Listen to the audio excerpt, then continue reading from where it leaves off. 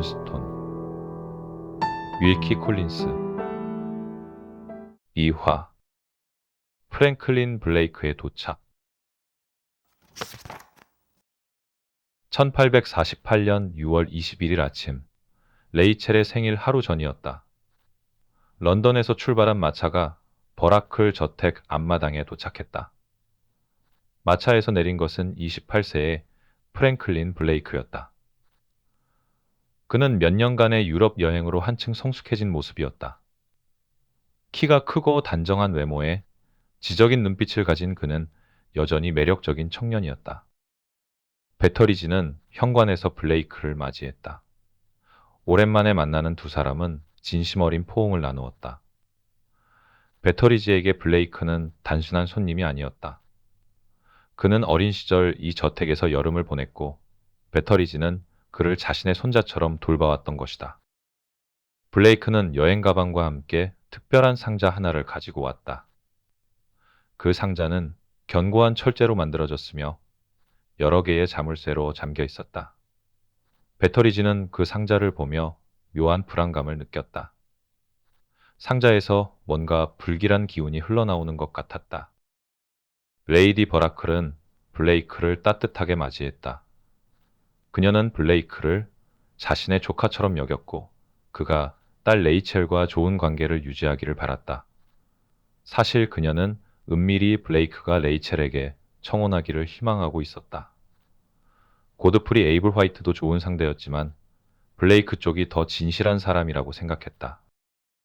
레이첼은 블레이크를 만나자마자 환한 미소를 지었다.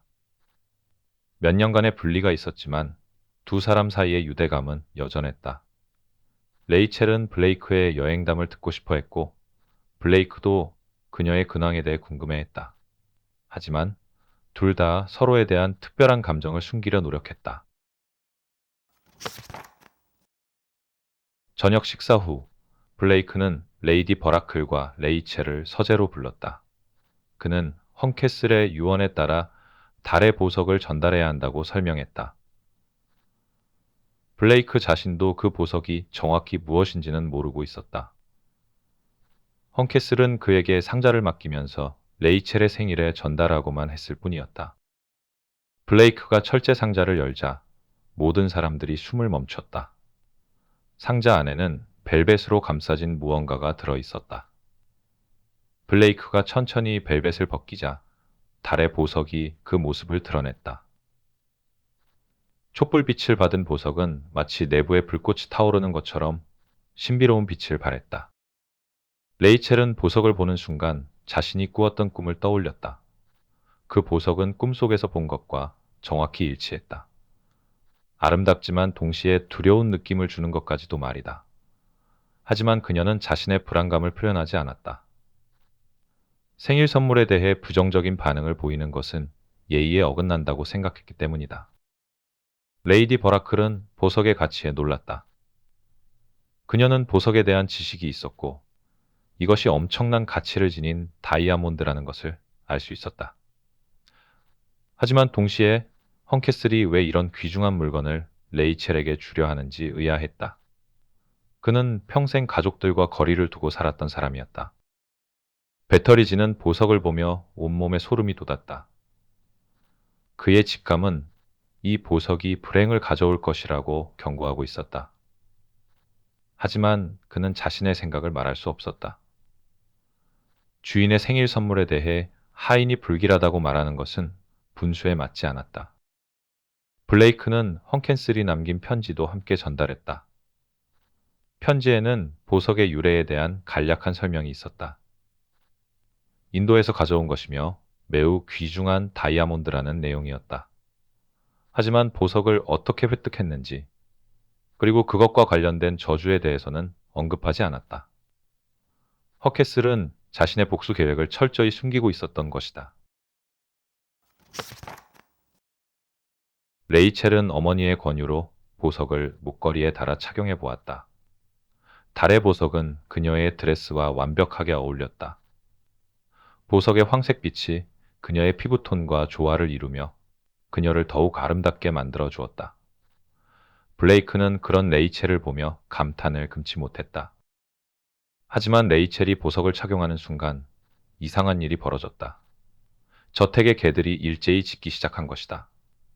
평소에는 얌전했던 개들이 갑자기 불안해하며 울부짖었다. 배터리지는 이것을 불길한 징조로 받아들였지만 다른 사람들은 단순한 우연으로 생각했다. 그날 밤 레이첼은 보석을 자신의 침실 화장대에 놓고 잠자리에 들었다. 하지만 잠이 오지 않았다. 보석에서 나오는 은은한 빛이 방을 비추고 있었고 그 빛은 마치 살아있는 것처럼 움직이는 듯했다. 레이첼은 몇 번이나 일어나서 보석을 다른 곳에 옮겨 놓으려 했지만 결국 그대로 두었다. 한편 배터리지는 밤 순찰을 하며 저택 주변을 돌아보았다.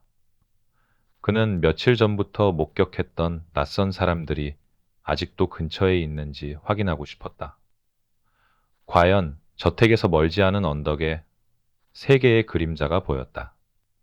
그들은 저택을 향해 무언가를 중얼거리고 있었지만 거리가 너무 멀어서 내용을 알 수는 없었다. 배터리지는 그들에게 접근해 볼까 했지만 두려움 때문에 그럴 수 없었다. 대신 그는 저택의 모든 문과 창문이 제대로 잠겨 있는지 다시 한번 확인했다. 그리고 밤새 잠들지 않고 경계를 서기로 결심했다. 6월 22일, 레이첼의 18세 생일 아침이 밝았다. 저택은 이른 아침부터 분주했다. 요리사들은 특별한 생일 케이크와 만찬 준비에 여념이 없었고, 하인들은 연회장 장식을 마무리하고 있었다. 정원사들은 신선한 꽃들을 따서 꽃꽂이를 만들었다. 레이첼은 평소보다 일찍 일어났다. 그녀는 창문을 열고 아름다운 여름 아침을 만끽했다. 바다에서 불어오는 시원한 바람이 그녀의 머리카락을 살랑거렸다. 하지만 그녀의 마음은 완전히 평온하지 않았다. 밤새 이상한 꿈을 꾸었기 때문이다. 꿈속에서 그녀는 다시 세 명의 인도인을 만났다. 이번에는 그들이 더욱 절실하게 보석의 반환을 요구했다. 그들은 보석이 자신들의 신성한 것이며 부정한 방법으로 빼앗긴 것이라고 말했다. 그들의 눈에는 슬픔과 분노가 동시에 담겨 있었다. 레이첼은 이런 꿈을 누구에게도 말하지 않기로 했다. 오늘은 자신의 생일이고 많은 사람들이 축하해 주러 올 예정이었다. 이상한 꿈 이야기로 분위기를 망치고 싶지 않았다. 하지만 마음 한편으로는 그 보석을 착용하는 것이 정말 옳은 일인지 의문이 들었다. 배터리지는 밤새 거의 잠들지 못했다. 그는 계속해서 저택 주변을 순찰했지만 더 이상 수상한 인물들을 발견하지는 못했다. 하지만 불안감은 여전했다. 그는 로빈슨 크루소 책을 다시 펼쳐보았다. 이번에는 이런 구절이 나왔다. 나는 위험이 다가오고 있다는 것을 느꼈지만 그것이 어떤 형태로 올 것인지는 알 수 없었다. 오전 중에 첫 번째 손님들이 도착하기 시작했다. 인근 지역의 귀족들과 지인들이 레이첼의 생일을 축하하러 온 것이다. 레이디 버라클은 손님들을 맞이하며 완벽한 여주인의 모습을 보였다. 하지만 그녀도 속으로는 불안해하고 있었다. 헝캐슬의 선물이 가져올 결과에 대해 걱정하고 있었던 것이다.